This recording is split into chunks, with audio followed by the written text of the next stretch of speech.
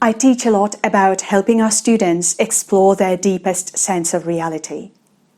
I teach self-exploration and self-expression in English that feels authentic and genuine to each individual.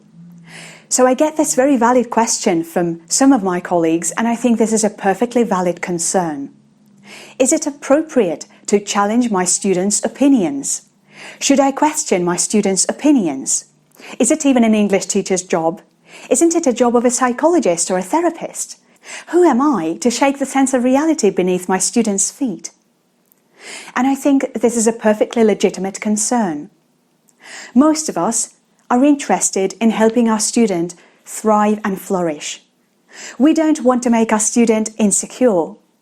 We don't want to act as a catalyst for their suffering, to send them into a pit of depression. And I completely resonate with that. I do not think it is a teacher's job to question anybody's beliefs. Nor is it a job of a psychologist. Let me elaborate on this. For the purpose of this video, I want us to make a clear experiential distinction between questioning someone's opinion and exploring someone's opinion. Now, in your direct experience, feel into what questioning an opinion entails. When you're questioning someone's opinion, that presupposes that you have already formed an opinion of your own that contradicts this opinion that you are questioning. I don't think this has to do with critical thinking, even though the predominant cultural narrative may make you believe that questioning is somehow synonymous with critical thinking. Exploration is, but questioning isn't, and let me explain why that is so, why I think that is so. When we're questioning someone's belief, that is a state of contraction. We feel closed in our body. Somatically, we feel contracted and shrinked, because we feel that we need to defend our opinion.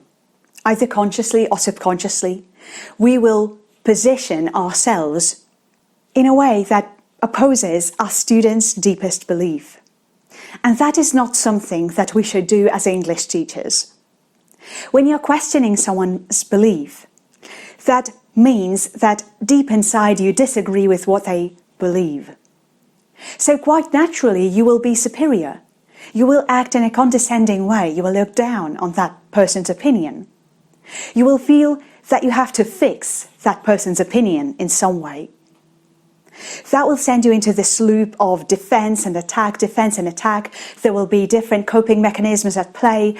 And trust me, that student will never come back to your classroom ever again after you do that. Nor is it a psychologist's job to question anybody's belief. I think it is up to us to decide whether our beliefs should be questioned. The only reason to question a belief is when a belief causes suffering to the one who experiences it or other beings. Until we recognize the validity in questioning our belief, I don't think there will be much effectiveness in questioning it. Now let's talk about exploration. Exploration is quite different. Feel exploration in your body, in your current experience. Exploration is a very open state because it comes from a state of not knowing. And not knowing is a very powerful state. Not knowing means that you open yourself up to any result. This is a truly scientific perspective. A scientist's job is not to question. A scientist's job is to explore. Because when we question in this current narrative, that means that we already know the right answer, the answer that we have labeled right, and that we want to impose onto the rest of the world or the student. But when we are exploring, that means that we haven't formed an answer yet. That means that we are open to any outcome. And from this state of explorative openness and not knowing, we want to start asking our questions. Imagine a student comes into your classroom and they want to talk about the earth being flat.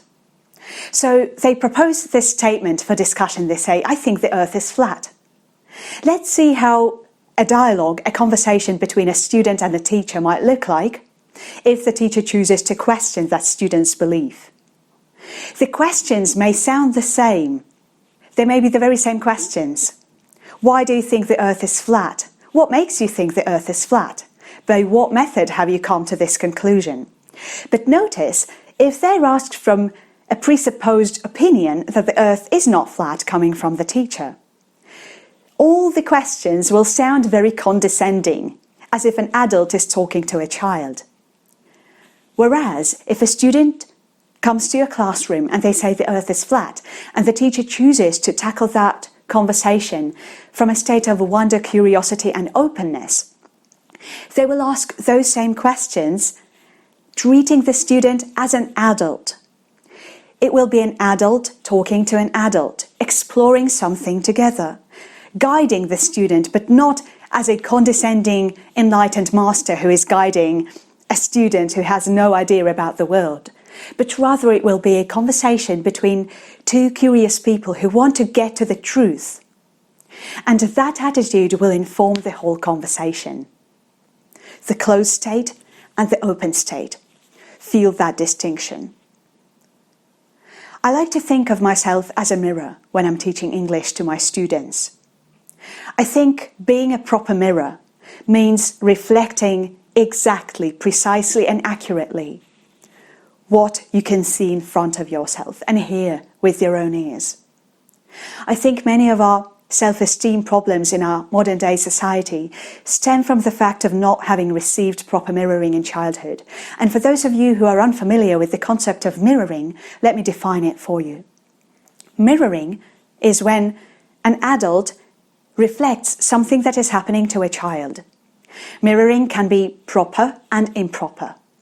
Proper mirroring is when an adult reflects accurately what is happening to a child. Imagine a child is throwing a fit and feeling very angry. Imagine that child screaming and crying and throwing things around, and then the adult, who is used to proper mirroring, will say to that child, "I can see that you are very angry right now. You are throwing everything around right now." Notice the unjudgmental perspective that the adult is saying this from. That will instill a proper sense of oneself in a child. That will help the child feel that they are being seen as they are. Notice, in contrast, that an adult gives improper mirroring to a child. Imagine once again this child who is throwing stuff around, and then the parent walks into a room and says, "Why are you always being so difficult?" Perhaps the adult feels uncomfortable around that child. They feel pain because of their child is in this emotion that the adult cannot really deal with. They feel very helpless to the emotion of the child. So they blame the child. And now the child feels that it's inappropriate to feel anger. They feel this deep need to reject their own emotion that feels true and authentic to them at that very moment. Later on, that child will develop coping mechanisms to deal with anger for the rest of their lives. They will find it very difficult to integrate and transcend anger.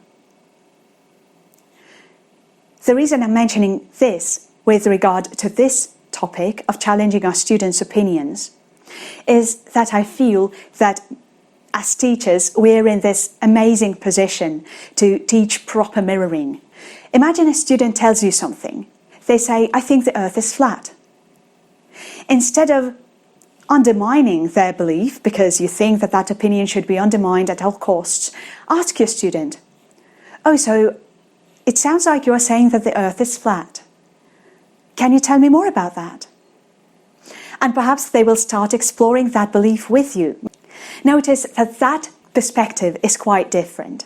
Notice how the perspective of exploration puts you into this very open and wondrous state. This is a state of openness and pure receptivity. It feels good being in that state, and there is a good reason for that. The reason it feels good is because this is your natural state. This is your ground zero state. This state is basically inherent in you. There are no layers of emotions and thoughts hindering this state or blocking it from your view. This is actually who you are. That's why it feels very natural. Whereas the questioning state is more of a state of defense. When you want to be clever to attack. Or some people use teaching as this coping mechanism, because if I put myself into a position of a teacher, that means that I know more than you do. So I'm in this position to teach you what I know, and then you can't really blame me for being incompetent. A common coping mechanism for many people.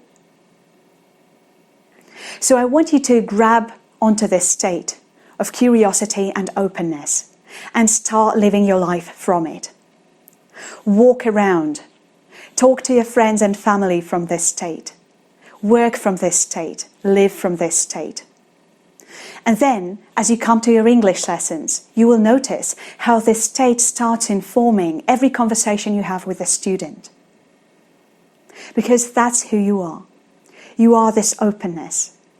You are this transparency. You are this freedom that is prejudiced against nothing.